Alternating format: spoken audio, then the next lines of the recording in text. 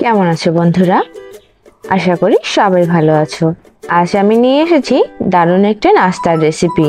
শুধু আটা আর আলু দিয়েই দারুণ স্বাদের এই রেসিপিটা একবার যদি না খাও তাহলে মিস করে যাবে। দেখো, এই জন্য আমি প্রথমে পেঁয়াজ কুচি করে নিয়েছি।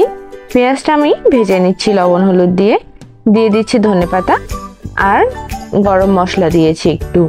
আর এখানে ধনেপাতাটা অপশনাল, যদি সিজনে না পাওয়া যায় তাহলে নাও দিতে পারো। দিয়েছি কিছু লঙ্কার গুঁড়ো, দিয়ে সবগুলোই আমি ভালো করে একসঙ্গে মিশিয়ে ভেজে নেব। এটা ভালো করে যখন ভাজা হয়ে যাবে তখন একটা কিন্তু সুন্দর ঘ্রাণ বের হবে। দেখো, আমি সুন্দর করে ভেজে নিচ্ছি।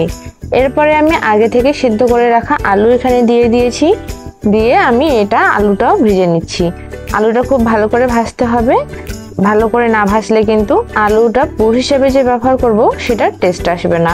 খুব ভালো করে আমি আলুটা ভেজে নিয়েছি। যখন আলুটা এভাবে ভাজতে ভাজতে একটা ঝরঝরে ভাব আসবে তখনই বুঝবেন যে আলুটা ভাজা হয়ে গেছে। দেখুন, ভাজতে ভাজতে আলুটা একরকম ঝরঝরের মতো হয়ে গেছিল, তখন আমি উঠিয়ে নিচ্ছি। উঠিয়ে নেওয়ার পরে আমি ওই কড়াইতেই আরো একটু জল দিয়েছি 1 চামচ লবণ, 3 চামচের মতো চিনি। এখানে লবণ চিনিটা ব্যালেন্স হলে পিঠাটা খেতে ভারী মজা লাগে বা নাস্তাটা খেতে ভারী মজা লাগে। এখানে আমি ধনেপাতা, কালো জিরা সহ পরিমাণ মতো চালের আটা দিয়েছি। দেওয়ার পরে এগুলো খুব ভালো করে সেদ্ধ করে নিয়ে আমি একটা ডো করে নিচ্ছি। কড়াই থেকে উঠিয়ে এরকম আমি একটা ডো করে নিয়েছি। নেওয়ার পরে আমি ছোট ছোট করে লেচি করে বেলে নিব। আমি ছোট করে লেচি করে নিয়েছি, ছোট করে রুটিটা বেলে নিয়েছি।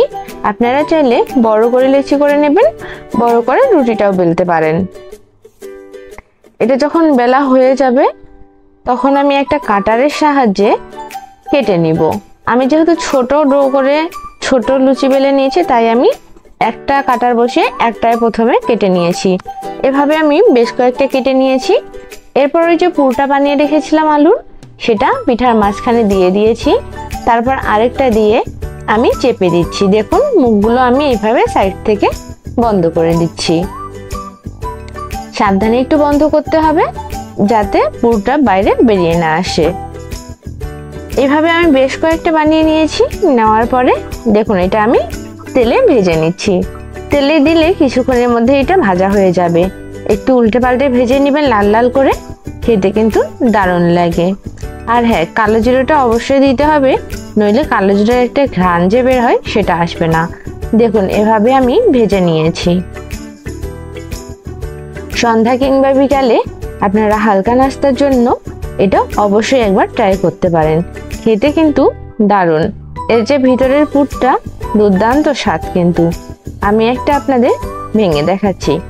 আর হ্যাঁ, যারা ফেসবুক পেজ থেকে দেখছেন তারা অবশ্যই ফলো দিয়ে যাবেন। যারা ইউটিউব থেকে দেখছেন তারা অবশ্যই চ্যানেলটি সাবস্ক্রাইব এবং লাইক কমেন্ট শেয়ার করে যাবেন।